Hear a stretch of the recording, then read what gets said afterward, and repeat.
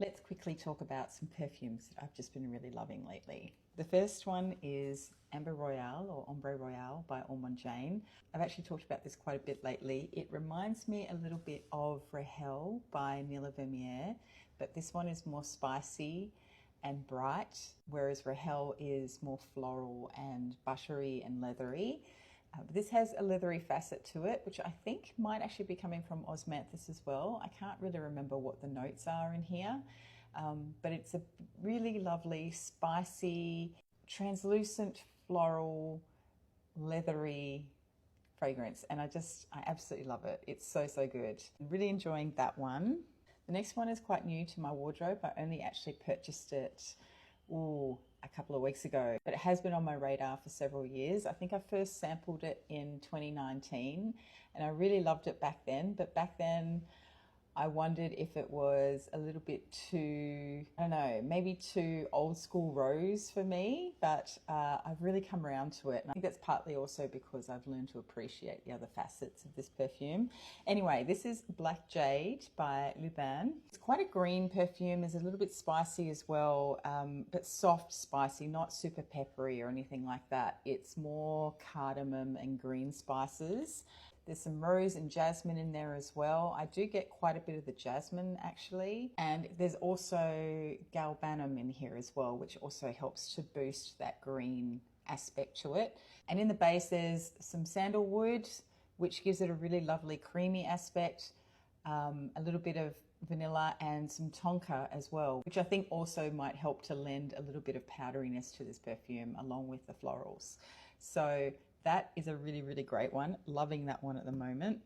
The next one is one that I purchased in a sale recently, and it is one that I guess I kind of resisted trying for a while because it did get a little bit of hype, I think last year or maybe earlier this year. This is Flower Lust by D'Orsay. I really like D'Orsay perfumes. I've had a couple in my wardrobe for a few years now, and I've only ever had the smaller sort of travel sizes, I guess. I think they're 10, 15 mil. But I decided to bite the bullet and get Flower Lust. This is a really comforting but also opulent kind of perfume, and it's comforting because it's got benzoin and tonka in the base. So we're seeing a theme here. I've got a bit of a thing for tonka at the moment. Anything with tonka and anything with leather are sort of the two things that I will instantly go for at the moment. Anyway, so it's got tonka and benzoin and patchouli in the base. You've got these really beautiful florals. I don't know if I even pick out the florals specifically. They're quite sweet actually. I think there's orange blossom in here, but the opening is really interesting because you've got this beautiful, opulent, cozy mid and base, but then you've got this really peppery blast in the opening, and it's a very interesting perfume. I really, really enjoy it. It does remind me a little bit of something else that's in my wardrobe, and that is Supreme Bouquet by YSL. But I think that this one is a little more interesting. It's not quite as, I don't think it's quite as sweet as Supreme Bouquet, but you've also got a little bit more interest happening in that opening and in the base. So for that reason, I think I like this one better. Next one is one that hasn't hit the market yet, but it will soon be released. This is Golden Thread, and it is by Aisha Hanson Fine Fragrances in Geelong.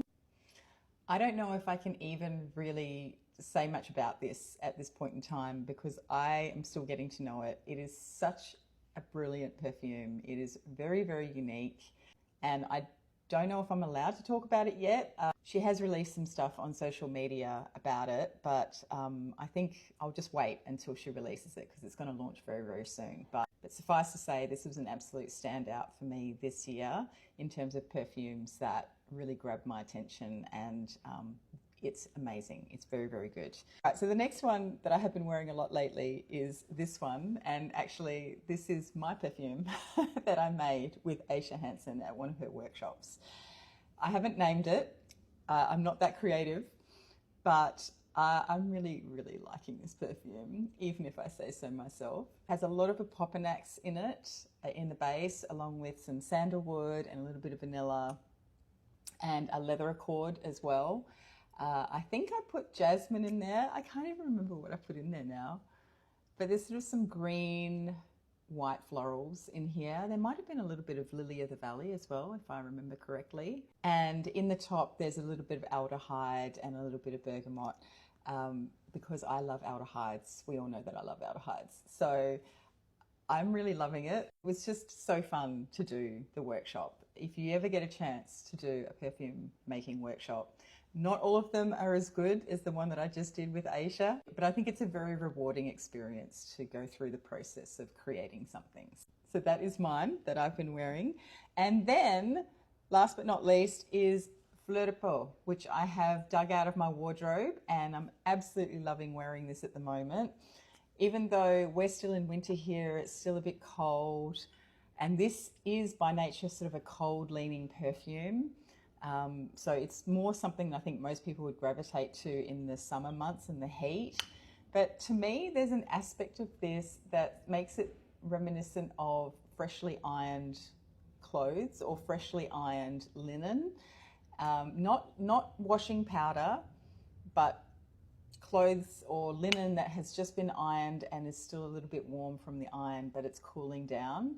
You know, it has that very specific smell from the iron, and I just love this perfume. So I think it's an aldehydic perfume again, a little bit of iris as well, a little bit powdery. I just love it. It is so good. So they are the perfumes that I have been wearing a lot lately.